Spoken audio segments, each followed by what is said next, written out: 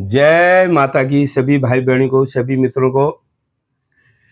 तो जैसे कि आपको पता है, मैं अपने देवी देवताओं के बारे में ही वीडियो बनाता हूँ। अपने मठ मंदिर धाम, अपनी संस्कृति, उत्तराखंड की संस्कृति, उत्तराखंड की धरोहर को बचाने के लिए ही मैं वीडियो बनाता हूँ। और मेरा उद्देश्य यही है कि हमारी जो नई पीढ़ी है उसको मैं कुछ सिखा सकूँ, कुछ बता सकूँ हमारे देवी देवताओं के बारे में। तो मैं आजकल आपको बता रहा हूँ निरंकार देवता के बारे में। तो कल आपने सुना, मैंने निरंकार देवता के बारे में बताया। निरंकार देवता ने सृष्टि की रचना कैसे करी। तो निरंकार देवता की माया अपार है, लीला अपार है। जड़ एक है लेकिन शाखाएं बहुत ज़्यादा हैं। तो वो हमें देखना है कि हमें कौन सी शाखा पकड़नी है। तो गुरु लोग का भी यही है कि गुरु लोग जब भारत कहते हैं, जागरों में जो कहा जाता है, जो बोला जाता है, तो क्योंकि जो निरंकार देवता है उनकी शाखाएं बहुत ज़्यादा है, कथाएं बहुत ज़्यादा है। तो उतनी कथाएं तो गुरु लोग एक साथ कह नहीं सकते। तो वो टहनियाँ, एक एक टहनियाँ पकड़ते हैं, एक एक शाखा पकड़ के तो वहाँ से शुरू करते हैं। तो मेरे पास भी निरंकार देवता के बारे में जानकारी तो बहुत है, लेकिन मैं धीरे धीरे बताऊंगा। तो निरंकार देवता के बारे में एक कथा यह है, जब निरंकार देवता जलंकार में रहते थे, आपको पता है, सात समंदर, खारा समंदर में निरंकार देवता रहते हैं। सात समंदर पार खारा समंदर में निरंकार जो जोगी रूप में रहते हैं। तब किसी गांव में एक कल्याणी नाम की महिला माता रहती है। उनकी पुत्री हुई आमा। तो गोदावरी का जब मेला लगता है तो आमा की उम्र जो छोटी बच्ची है, तो आमा कहती है, माँ सब लोग जो है गोदावरी का मेला जा रहे हैं, माँ तुम भी चलो, हम भी चलते हैं। तो जो कल्याणी नाम की महिला होती है वो अपनी बच्ची को लेके गोदावरी का मेला जब जाते हैं, वहाँ बहुत भीड़ रहती है। तो भीड़ जब रहती है तो वहाँ आपदा आ जाती है, बाढ़ आ जाता है, या बारिश ज़्यादा हो जाती है तो कहीं नदी आ जाती है, आपदा आ जाती है। उस आपदा में जो है कल्याणी की जो बेटी होती है, आमा, आमा नाम की जो कन्या होती है, तो वो बह जाती है। तो बहते बहते आमा नाम की जो कन्या होती है वो कहाँ पहुँच जाती है, सात समंदर पार, खारा समंदर। तो खारा समंदर में कौन है, बाबा निरंकार। तो निरंकार जब बैठे होते हैं, तो निरंकार जब देखते हैं कन्या को बहते हुए, तो निरंकार उन्हें निकालते हैं। तो देखते हैं तो वो जिंदा होती है। तो उस कन्या को, आमा नाम की कन्या को, निरंकार देवता जो है अपने साथ रखते हैं। तो कुछ समय तक जब वो अपने साथ रखते हैं तो वो सोचते हैं, मैं तो जोगी हूँ, जलंकार में मैं रहता हूँ, तो दुनिया क्या कहेगी, इस जोगी के पास ये कन्या कहाँ से आ गई, अगर ये मेरे पास रहेगी तो खाएगी क्या, कि मैं तो जल में रहता हूँ। तो वहाँ से वो किसी गांव में उसको दे देते हैं। तो कहते हैं, उसको अपनी बहन बना लेते हैं। तो कहते हैं, बहन तू इस गांव में रहो, किसी को सौंप देते हैं, और मैं तुझे समय समय पर देखने आता रहूँगा, मैं तुझसे मिलने आते रहूँगा। और निरंकार बाबा अपने समंदर में चले जाते हैं। अब लड़की धीरे धीरे बड़ी होती है। तो आमा जो कन्या होती है बड़ी हो जाती है, तो आमा कोटी में उसका विवाह कर देते हैं। अब बड़ी हो जाती है, उसका विवाह, तो विवाह में भी वो इंतजार करती है, लेकिन विवाह में भी वो नहीं पहुंच पाते हैं। तब जाके जब आमा कोटी में उसका विवाह हो जाता है, आमा कोटी गांव में, कोटी गांव में, तो बहुत समय हो जाता है। तो उसका भाई उससे मिलने ही नहीं आता है। तो उसकी शादी हो चुकी होती है, तो उसका एक लड़का भी हो जाता है। तो उसका लड़का भी जब हो जाता है अम्मा का, तो वो कभी सोचती है, काश मेरा भी मायका होता, मेरा भी कोई भाई होता, कोई मुझे मिलने आ जाता। तो रोती रहती है, ना मेरा भाई मुझे कभी मिलने आया, ना मेरे शादी में आया, ना मेरा बच्चा हुआ तब आया, ना मुझे कोई देखने, मेरा कोई मायका नहीं है, कोई भाई नहीं है। मैं निर्मात्या जो ध्यान हूँ, तो चेल बेटी को ध्यान बोला जाता है। तो ध्यानी जो होती है मड़मड़ का नेता छोड़ती है। अब ध्यानी का दोष किसको लग जाता है, निरंकार देवता को ध्यानी का दोष लगता है। तभी कहते हैं ध्यानी और देवते का आंख नहीं होता है, सभी बोला जाता है हमारी पहाड़ी में।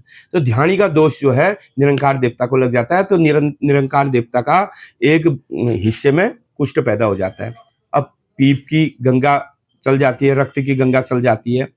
तो वो सोचते हैं, मुझे कुष्ठ क्यों हुआ, मुझे किसका दोष लगा। तो उन्हें पता करते हैं, तो उनको है ध्यानी का दोष निकलता है। चेल बेटी का दोष निकल जाता है। अब जब चेल बेटी का दोष निकलता है तो वह अब जाता है अपने ध्यानी के यहाँ। अब जब ध्यानी के यहाँ जाते हैं, जोगी रूप में जाते हैं, जोगी होते हैं, तो वहाँ अपने आमा जो बहन होती है उनकी आमा बहन, तो उसके घर जाते हैं, तो आमा भी बड़ी खुश हो जाती है और निरंकार देवता भी बड़े खुश हो जाते हैं कि मेरी बहन मिल गई। वो भी बड़े खुश हो जाते हैं कि ध्यानी के यहाँ आते हैं, तो ध्यानी भी खुश हो जाती है। अब जब ध्यानी के यहाँ जाते हैं तो ध्यानी बड़ी खुश हो जाती है, आज मेरे भाई आ गया वर्षों बाद, आखिर जो भी आखिर आ ही गए मेरे भाई, खुश हो जाती है। तो अब भाई के लिए 52 प्रकार 56 भोग पकाती है, तो कई प्रकार के खाना बनाती है। तो वो कहता है बहन जो तूने भोजन बनाया है वो भोजन मुझे पसंद नहीं है, मैं नहीं खाऊंगा। वो कहती है भाई तुम बताओ क्या खाना है अब तुम्हें। वो कहती है मुझे जो है मीट मांस का भोग चाहिए, मीट मांस बना मिल ले।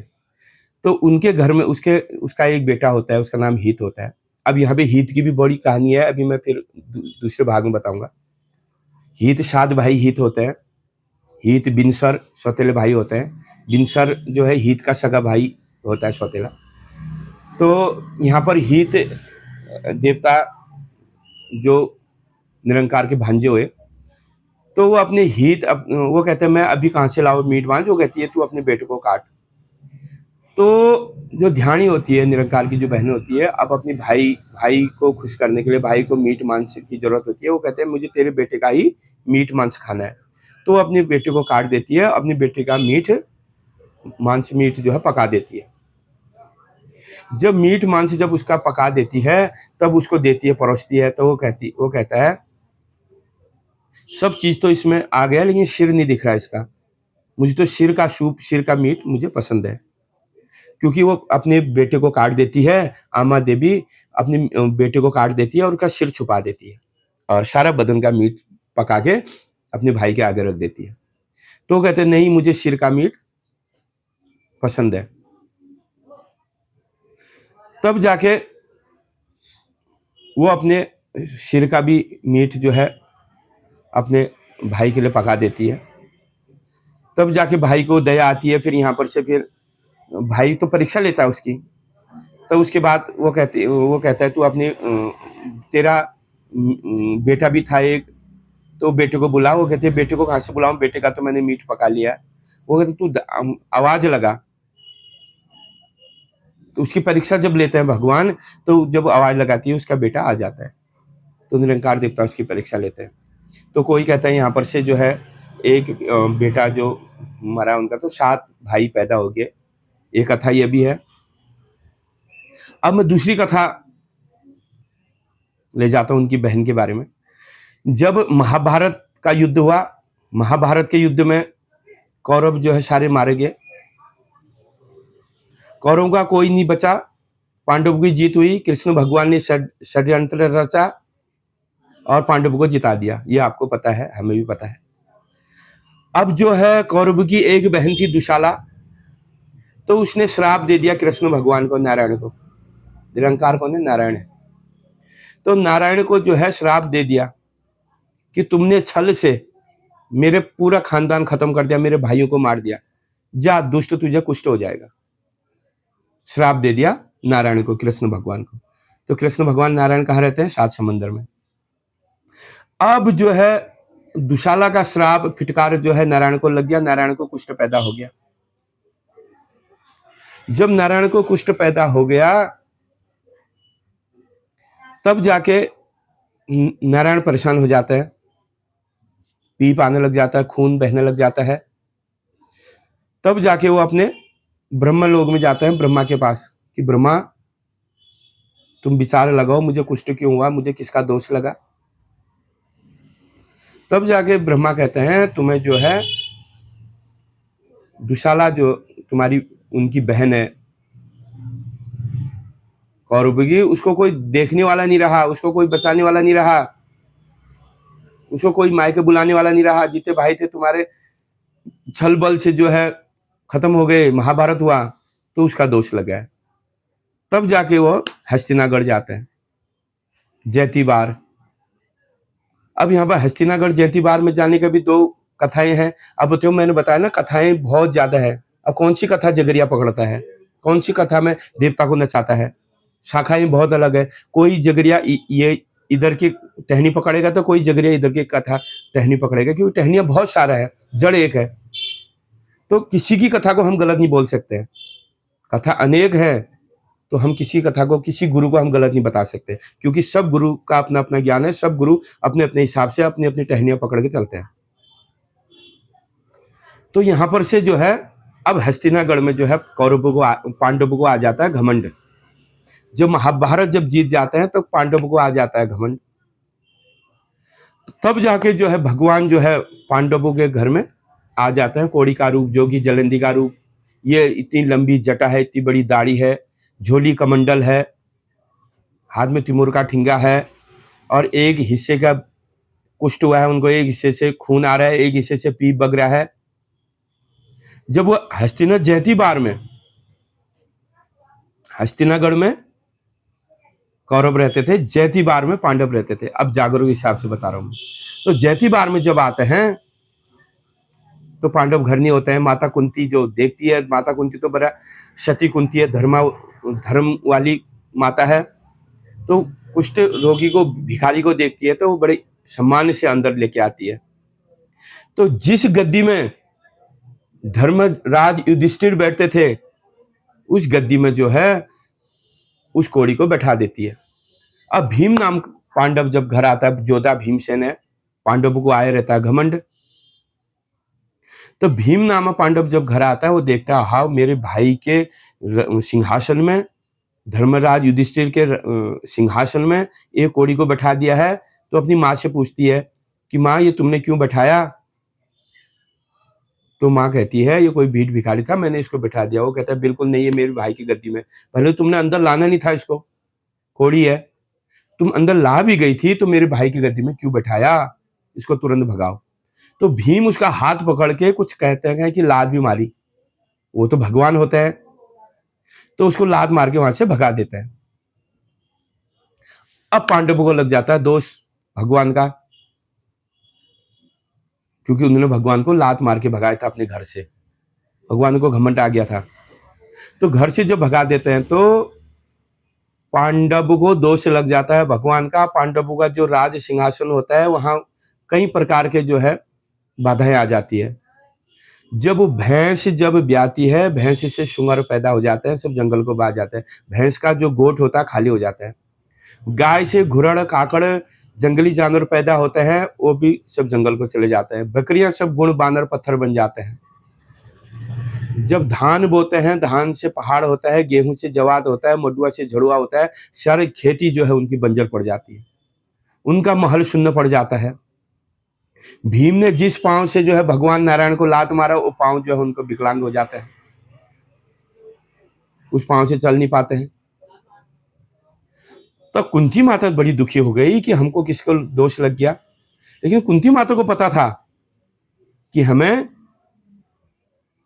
शायद जो भिखारी को जो मारा था वो भगवान नारायण थे, न जाने किस रूप में नारायण मिल जाते हैं।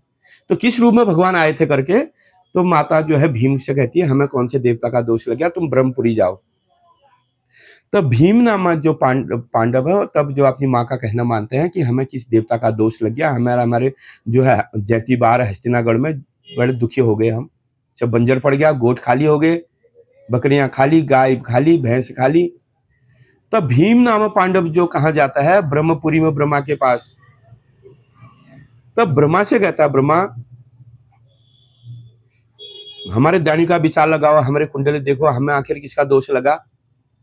तो ब्रह्मा जो है देखते हैं, खड़ी पातड़ी देखते हैं, वरुण विचार लगाते हैं, तो कहते हैं तुम्हें जोगी का दोष लग गया, तुम्हारे घर में कोई जोगी आया था जिसे तुमने लात मार के भगाया, बड़ा अपमान करा, गलत शब्द कहे, तुम्हारी माता ने मना करा लेकिन तुमने नहीं मानी, तो तुम्हें जो है जोगी का दोष लग गया, भगवान नारायण का।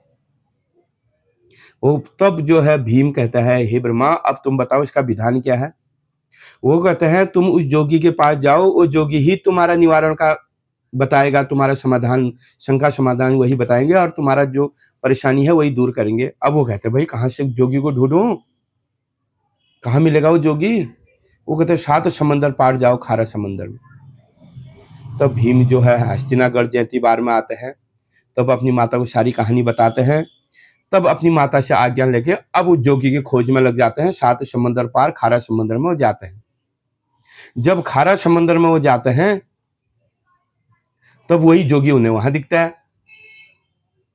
एक हिस्से से खून बग रहा है, एक हिस्से से पीप बग रहा है, और आंख में गिदड़े लगे हैं, नाक से सिंगाड़ा बह रहा है, यूं लंबी जटाएं हैं, सफेद जटाएं हैं, लंबी दाढ़ी है, और जो है अपने जलंकार में सोए हैं, और जटाएं जो है रास्ते में पड़ी है। तो भीम नामक पांडव जब वहां पहुंचता है तो उस जोगी को हाथ जोड़ता है। वो जोगी से कहता है, पूछता है, तो जोगी पूछते तुम कौन हो? तो पूछता है मैं भीम पांडव हूं, और मुझे जो है तुम्हारा दोष लगा है और तुम्हें हमारे साथ चलना है। तो कहता है मैं चलूंगा तो तब पहले मेरी जटा तो उठा दे। अब भीम को जो है 1000 हाथी के बराबर बल बताया गया है। अब जब वो भीम जटा उठाता है तो उठा ही नहीं पाता है। तो नारायण बोलते हैं, जोगी रूप रखा है उन्होंने, तो कहते तू इतना बड़ा योद्धा, महाभारत जीत दिया तुमने, लाखों करोड़ों सेना तुमने खत्म कर दी, इतना बलशाली तू भीम, हनुमान अवतारी तुम, और तुम एक जटा नहीं उठा पा रहे हो। तो भीम सोचता है यार, जिस इंसान की, जिस जोगी की मैं एक जटा नहीं उठा पाए, कोई साधारण जोगी नहीं है। तो भीम नामा जो पांडव है वो समझ जाते हैं कोई ना कोई भगवान है। तो वो हाथ जोड़ के खड़ा हो जाता है, माफी मांगता है। वो कहता है आप बताओ, हमें तुम्हारा दोष लग गया, अब तुम्हारा दोष मुक्त होना है, हमें कैसे होगा? तुम हमारे साथ चलो। तब जाके उनको वहां लेके आते हैं हस्तिनागढ़ में, जयंती बार। तब वो कहते हैं अब तुम बताओ पूजा में क्या क्या सामान चाहिए, क्योंकि ब्रह्मा ने कहा था कि उनको अपने घर में लाओ तब पूजा करो। तब वो कहते हैं जिसने तुम्हें ये उपाय बताओ, बिना ब्रह्मा के कोई पूजा पाठ नहीं है, पहले ब्रह्मा को बुला के लाओ। तब वो ब्रह्मा को बुला के लाते हैं हस्तिना जयंती बार में। तब हस्तिना जयंती बार में तब जो है निरंकार देवता जो चीज बताते हैं, पहले तुम मेरी बहन को बुला के लाओ, मेरी ध्यान बेटी जितनी है सबको बुला के लाओ। सबसे पहले न्योत जो है मेरी बहनों को दो, और 9 लाख का भंडार लगाओ। 9 लाख का तुम भंडार लगाओ और मेरी चेल बेटी को बुला के लाओ। तो गाया ब्रह्मा, काशी पंडित, होम का ब्रह्मा, नियम का ब्रह्मा, धर्म का ब्रह्मा, वेद का ब्रह्मा। तो इंद्रबाड़ी का जौ, कालबाड़ी का तिल, न तिल का तेल का बास की बाती,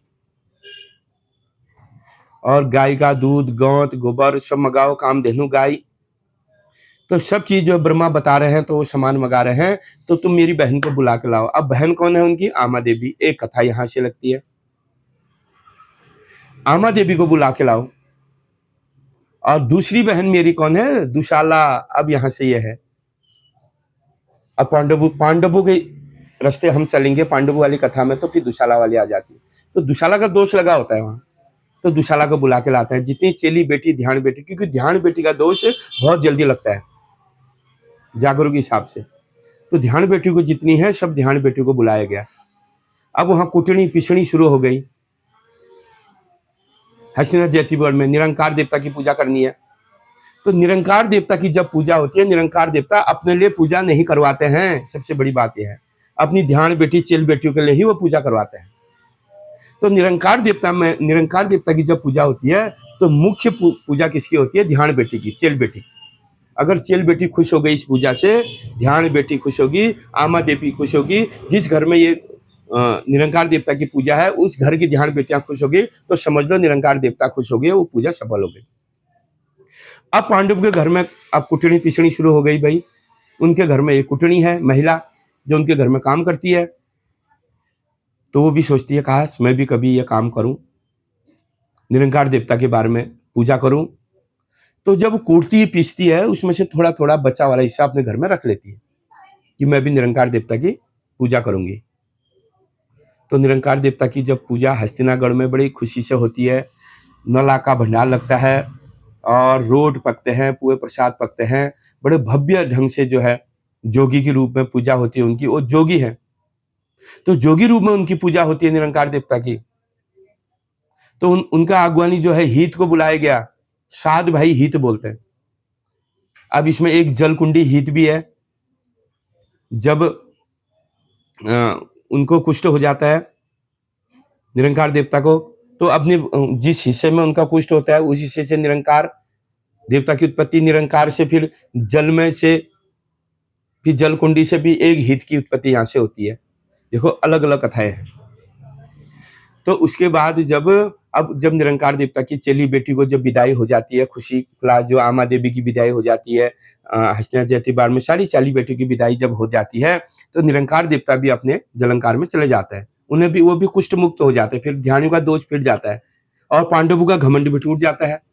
पांडवों का जो घमंड, जो दोष पांडवों को निरंकार देवता का लगा होता है, वो पांडवों का दोष भी मुक्त हो जाता है, पांडव भी दोष मुक्त हो जाते हैं। तो बढ़िया से उनका यज्ञ संपन्न हो जाता है। अब जो कुटनी उनके घर में महिला होती है, कुटनी पीसने वाली, जो कुटनी पिसनी कहते हैं, उनके घर में काम करने वाली, वो जो निरंकार देवता के लिए थोड़ा थोड़ा करके जो सामान वहां से ले गई होती है, मैं भी निरंकार देवता की पूजा कर दे, वो सामान सब खा लेती है। उससे से क्या होगा, वहां तो नौलाख का भंडार लगता है, तो वो निरंकार देवता की पूजा नहीं कर सकती है। तो उसको भी निरंकार का दोष लग जाता है, वो कुटनी को भी। तो उसका बेटा कहता है, माँ क्या हुआ? तो अपनी माँ से पूछता है, तो माँ कहती है कि मैंने जब पांडवों के यहाँ मैं काम करती थी, तो वहां से मैं निरंकार देवता के नाम से अपने घर में थोड़ा थोड़ा राशन या छुपा के लाती थी, या देवता के नाम पे लाती थी। वो सामान निरंकार की पूजा करने के लिए मैं रखती थी, लेकिन वो सामान हमने खा लिया और हमें दोष लग गया। अब कैसे जो है हमने निरंकार की पूजा करेंगे? तो वो कहती है, वो उनका बेटा कहता है, कुटनी का बेटा कहता है, माँ निरंकार कहाँ रहते हैं, मैं उनके पास जाता हूँ। तब जाके उनका बेटा जो है 7 समंदर पार खारा समंदर में जाता है, तो निरंकार को हाथ जोड़ के ढोक लगे, सिरे ढोक पया लोट लगाता है, तो पूछता है कि ऐसा ऐसा है और मुझे तुम्हारी पूजा करनी है, हमें तुम्हारा दोष लगा है, तुम्हारा कुटनी पिसनी जो मेरी माता थी उसने जो सामान रखा था, राशन रखा था, वो हमने खा लिया और आपका दोष हमें लग गया। तब निरंकार देवता बोलते हैं, तू गरीब आदमी है, तू मेरी अगर पूजा नहीं कर सकता है, 9 लाख का भंडार अगर नहीं कर सकता है, तो पहले ना 9 लाख बहुत ज्यादा होते थे, तो 9 लाख का भंडार अगर तू नहीं कर सकता है, तो जो 12 मुट्ठी का भोग तू मुझे चढ़ा देना। तब से जो है निरंकार की भाग ये भी हो गई कि 12 मुट्ठी का जो भोग तू मुझे लगाएगा, मैं उसमें भी खुश हो जाऊंगा। तब से 12 मुट्ठी का भोग भी जो है निरंकार देवता को लगता है। तब जाके कुटनी का लड़का घर आता है, तो अब 12 मुट्ठी सामान का इंतजाम करता है, राशन का इंतजाम करता है। तो 12 मुट्ठी में जो है अलगनाथ की, निरंकार देवता की पूजा करते हैं, क्योंकि हमारे यहाँ भी अलगनाथ देवता और निरंकार देवता की पूजा एक जैसी होती है, तो बीच में अलगनाथ जी का नाम आ जाता है, तो अलगनाथ की निरंकार देवता की पूजा हो जाती है। तो ये कथा ये है।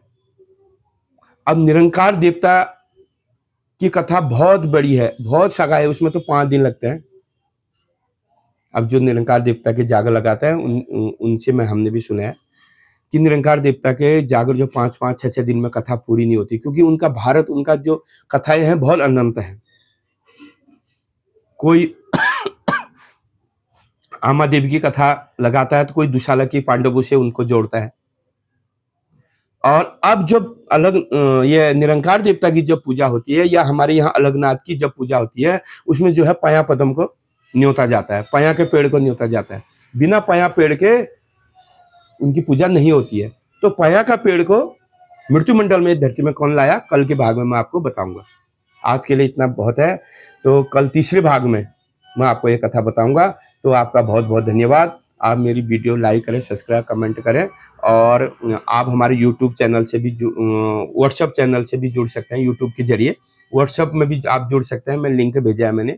और आपको अगर मुझसे कुछ पूछना है, कोई सवाल जवाब करते हैं, कुछ लोग ना मुझे मैसेज करते हैं कि ये चीज़ बताओ, तो आप मुझे कॉल करके या मैसेज करके बता सकते हैं, क्योंकि मैं अपना नंबर मैंने इसमें डाला हुआ है। अगर नहीं किसी को नहीं मिल रहा है, तो मुझे कमेंट में मैसेज कर देना, मैं नंबर आपको दे दूंगा, आप मुझे कॉल कर सकते हैं। क्योंकि जो मैसेज में बताने में और जो डायरेक्ट बताने में बहुत अंतर है, तो आप संकोच ना करें, खुश होकर आप मुझे कॉल कर सकते हैं, क्योंकि मैं बात करते रहता हूँ। मैं खुद ही कहता हूँ कि मुझे बात करो, क्योंकि मुझे ना कुछ चीज़ जानकारी बताने में बड़ी खुशी होती है कि लोगों को मैं कुछ बताऊँ। तो आपका साथ मुझे मिल रहा है, तो आप मेरा साथ देंगे। आप हमारे व्हाट्सएप ग्रुप में भी जुड़िए, उसके जरिए भी मैं आपको, रात को हमारा ब्रॉडकास्ट चलता है, मीटिंग चलती है, उसके जरिए भी ऑनलाइन भी मैं बताता हूँ आप लोग को। और उसमें मैंने और गुरु लोगों को भी जोड़ा है, तो उसके माध्यम से उसमें बहुत सारे गुरु हैं, गढ़वाल से, कुमाऊं से, काली कुमाऊं से, पिथौरागढ़ से, देहरादून से, और हमारे गढ़वाल मंडल के सारे गुरु को मैंने जोड़ा है और आगे भी जोड़ूंगा। तो आप लोग भी हमारे साथ जुड़िए, हमारे साथ काम करिए, हमारे देवी देवताओं के बारे में सीखें, हमारे मठ मंदिरों के बारे में जानें। तो बहुत बहुत धन्यवाद। जय अलगनाथ देवता, जय निरंकार देवता, जय हित देवता, जय आमा देवी, जय उत्तराखंड, जय देवभूमि, जय भारत।